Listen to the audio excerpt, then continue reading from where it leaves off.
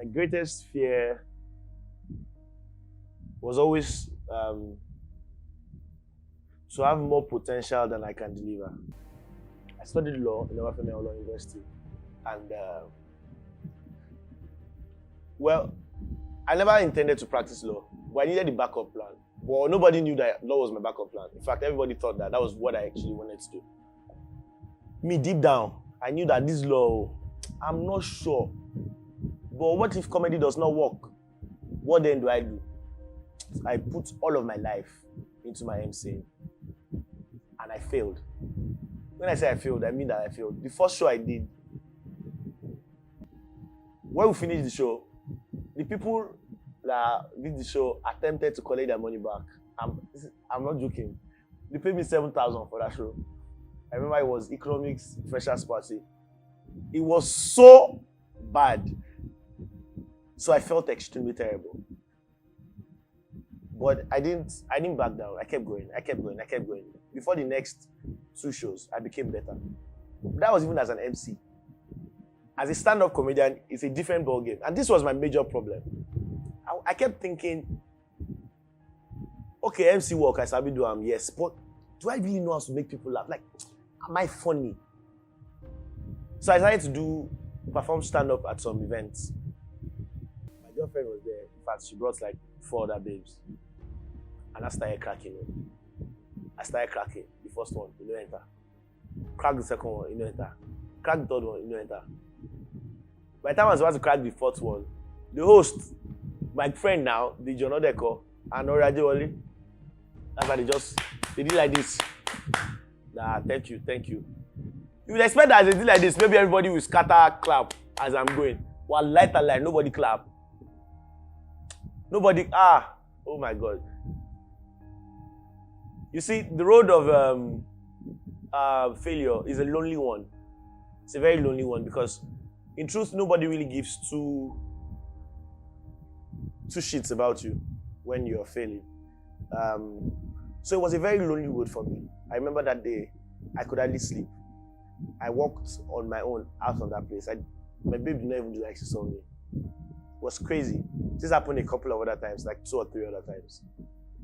And I almost gave up. I think this was the point that I almost gave up. This was the point in time where I was done. I was just going to focus on my law and continue my law work. But there's this friend of mine, MC Edis. He was not having any of it. He kept pushing me. I can do this, blah, blah, blah. I didn't see what the guy saw in me. But the nigga kept pushing me.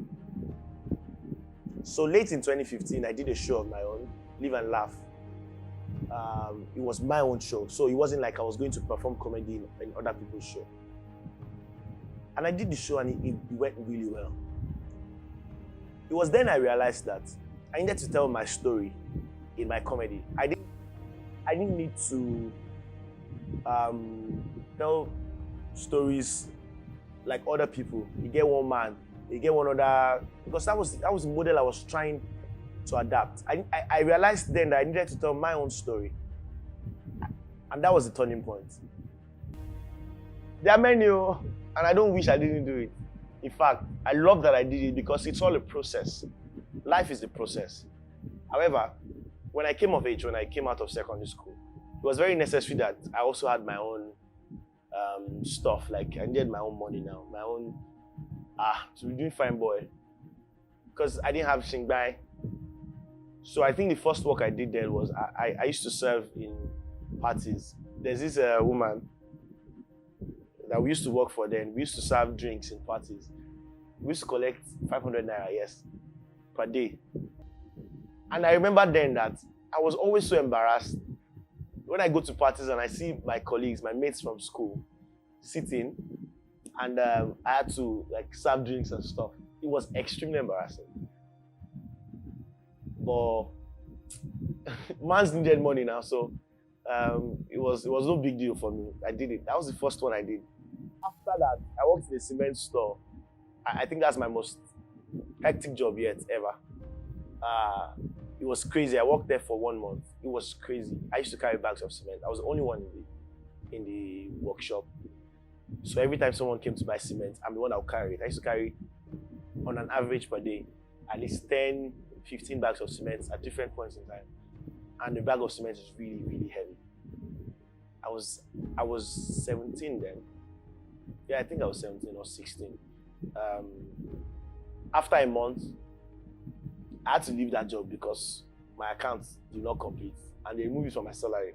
And what I say, if they keep removing my salary like that, what am I going to earn? My salary was 4,000 and I lost one bag of cement. One bag of cement was 1,500. Out of 4,000, they removed 2,500. What is now remaining in the mom said I should not go to work again. After I left, I was even a jam lesson teacher for 5 years. Yes. I was a jam lesson teacher for 5 years. There was a time I even sold pure water in my hostel to get by. I was in 300 level then. I used to sell pure water to the entire hostel to get by. So I did a lot of things, quite a lot. But I understand that it was a building process. I understand that it was making me learn a lot about myself more. Those things taught me how to be a better man, how to be a better person, how to manage my temperament more. A lot of things. So I'm absolutely glad that I did all those menial jobs. You would not gain anything from giving up. If anything, it's going to add more pain, more sorrow to you and everyone who's around you. So, at the other side of fear is everything you ever wanted. I think that's the best advice I can give anybody. At the other side of fear is everything you ever wanted. So whatever it is that you're scared of the most, I think that's what you should be doing.